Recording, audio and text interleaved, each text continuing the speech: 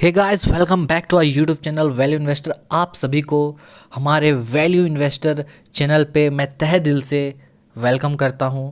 आज का डिस्कशन होने वाला है क्वार्टर 3 रिज़ल्ट का अडानी गैस के बारे में। जी हाँ, तो देखते हैं अडानी गैस का क्वार्टर 3 का रिज़ल्ट आ चुका है। कैसा है रिज़ल्ट, आसान भाषा में समझेंगे, कोई टेक्निकल नहीं। आप पहली बार स्टॉक मार्केट में हो, समझना चाहते हो रिज़ल्ट को, तो आप ज़रूर देखें। ठीक है, चलिए चलते हैं।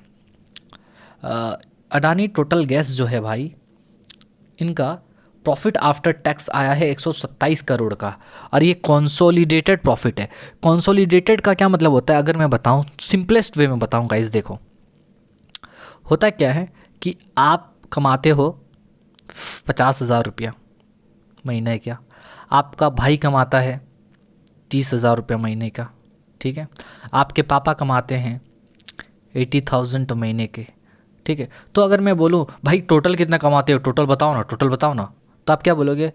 सर 50 30 80 80 160 160 के कमाते हैं, ठीक है।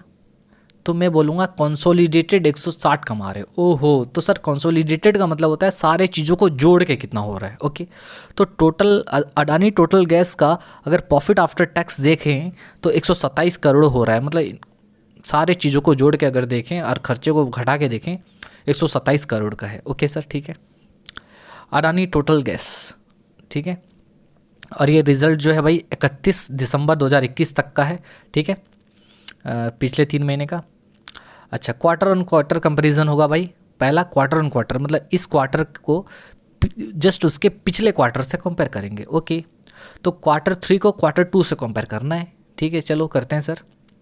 तो देखो क्वार्टर 3 में इनका टोटल इनकम 940 करोड़ था। ओके, जबकि जस्ट उसके पिछले वाले क्वार्टर में 701 करोड़ का इनका टोटल इनकम रहा था। यानी चेंज कितना हुआ, 33% इनका टोटल इनकम बढ़ा, जो कि काफ़ी अच्छा है। लेकिन नेट प्रॉफिट देखें तो 127 करोड़ इनका नेट प्रॉफिट इस क्वार्टर में हुआ, जबकि पिछले क्वार्टर में नेट प्रॉफिट 158 करोड़ हुआ था। 19% इनका नेट प्रॉफिट कम हो गया है। आप क्योंकि पता है आपको, नेट प्रॉफिट अगर कम होगा तो ईपीएस भी कम होगा, क्योंकि ईपीएस नेट प्रॉफिट पे ही निकलता है। तो अर्निंग पर शेयर अगर देखें तो 1 रुपया 16 पैसा इस क्वार्टर में इनका दिखा रहा था अर्निंग पर शेयर, जबकि पिछले क्वार्टर में 1 रुपया 44 पैसा दिखा रहा था। तो ईपीएस भी इनका 19.44% गिर गया है। तो टोटल इनकम 33% बढ़ा है, जबकि नेट प्रॉफिट 19% कम हो गया, और ईपीएस भी लगभग 19% गिर गया। इसका रीज़न क्या है? इसका रीज़न अगर आपको डिटेल में और जानना है तो मुझको उसके लिए अलग वीडियो बनाना पड़ेगा, जो कि ज़्यादा लेंथी हो जाएगा। हमको क्या करना पड़ेगा, उसके फिनेंशियल स्टेटमेंट्स को डाउनलोड करके दिखाना पड़ेगा। ये जस्ट मैं एक ओवरऑल आपको एक ओवरव्यू दे रहा हूँ रिजल्ट का, ठीक है। अच्छा, इसके अलावा ईयर ऑन ईयर कंपैरिजन करते हैं, ठीक है सर। ईयर ऑन ईयर का मतलब होता है इस साल के क्वार्टर को पिछले साल के क्वार्टर से कंपेयर करना, ठीक है सर। मतलब देखो, इस साल टोटल इनकम हुआ है 939 करोड़, जबकि पिछले साल 531 करोड़ का टोटल इनकम हुआ था। यानी 76% मतलब 77% टोटल इनकम इनका बढ़ गया था। जबकि नेट प्रॉफिट देखें तो 127 करोड़ है इस साल के क्वार्टर का, जबकि पिछले साल के क्वार्टर का कितना था, 145 करोड़ था। तो 12% गिर गया, 12.5% नेट प्रॉफिट गिरा है।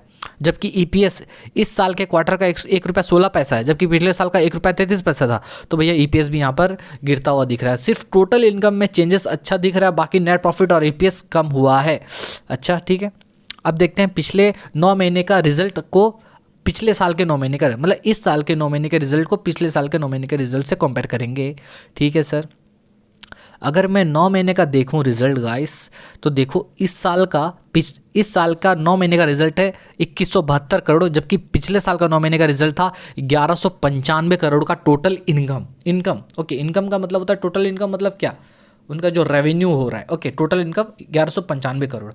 चेंजेस कितना हुआ, 81% इनका टोटल इनकम बढ़ गया। जबकि नेट प्रॉफिट देखें 428 करोड़ हुआ है पिछले 9 महीने में, इनका प्रॉफिट 428 करोड़ है, जबकि पिछले साल का 9 महीना में 319 करोड़ था। तो 34% इनका नेट प्रॉफिट बढ़ा है। ईपीएस देखें तो 3 रुपया 90 पैसा इस साल के 9 महीने में था। ओके, जबकि पिछले साल के 9 महीने में कितना था, 2 रुपया 90 पैसा था। तो 34% बढ़ा है। तो मेरे ख्याल से अगर हम लोग ओवरऑल अगर देखें 9 महीने का रिजल्ट तो काफ़ी शानदार रहा है, और अभी भी 3 महीना बाकी है। अगर 3 महीना में भी देखते हैं तो क्योंकि देखो अब क्वार्टर बेसिस पे अगर कंपेयर करोगे तो रिजल्ट कभी भी मेरे ख्याल से ना उतना बेटर नहीं आता। जब आप कंपेयर करोगे तो भाई ईयर ऑन ईयर बेसिस पे करो ना, ईयर ऑन ईयर बेसिस पे करो, लेकिन ईयर ऑन ईयर बेसिस पे करो, ठीक है। तो कंपैरिजन जब भी करना चाहिए मेरे ख्याल से ईयर ऑन ईयर बेसिस पे करना चाहिए। क्वार्टर ऑन क्वार्टर बेसिस पे आपको सही जो पोजीशन नहीं दिखा पाता है कोई कंपनी, ठीक है। तो इसका रिज़ल्ट अच्छा है। बाकी 3 महीना और भी बाकी है, देखते हैं कैसा रिज़ल्ट आता है। और अडानी के जितने भी कंपनीज़ हैं, जितने भी लिस्टेड स्टॉक्स हैं, ओके, लिस्टेड कंपनीज़ हैं स्टॉक मार्केट में गाइस, गजब का रिटर्न दिया है, गजब का रिटर्न। बाकी उनका वैल्यूएशन को लेके हमेशा एक कंट्रोवर्सी रहता है, और ये कितना जस्टिफाइड है उनका पी रेशियो वो तो मैं नहीं जानता। अगर आपको कुछ जानते हो तो आप ज़रूर बताइएगा। बाकी अगर जो अडानी टोटल गैस में इन्वेस्ट करना चाहते हैं तो कर सकते हैं। बाकी आप अपने फिनेंशियल एडवाइज़र का ज़रूर सलाह लें, ठीक है। तो मिलेंगे नेक्स्ट वीडियो में गाइस, तब तक के लिए bye, take care, this is Sam signing of.